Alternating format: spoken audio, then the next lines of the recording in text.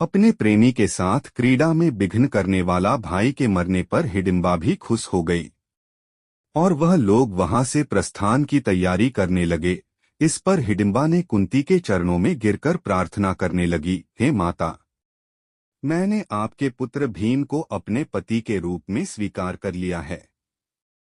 आप लोग मुझे कृपा करके स्वीकार कर लीजिए।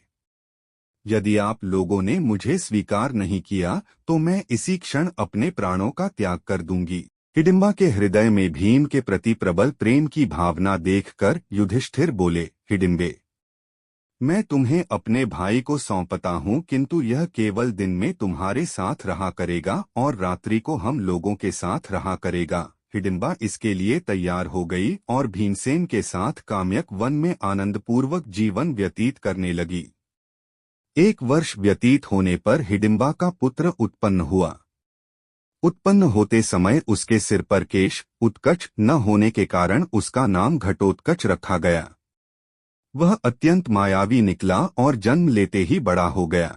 हिडिंबा ने अपने पुत्र को पांडवों के पास ले जाकर कहा, यह आपके भाई की संतान है, अतः यह आप लोगों की सेवा में रहेगा। इतना कहकर हिडिंबा वहां से चली गई।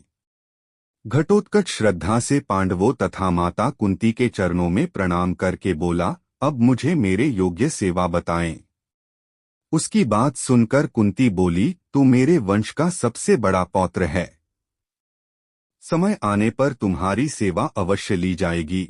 इस पर घटोत्कच ने कहा, आप लोग जब भी मुझे स्मरण करेंगे मैं आप लोगों की सेवा में उपस्थित हो जाऊंगा। इतना कहकर घटोत्कच वर्तमान उत्तराखंड की ओर चला गया।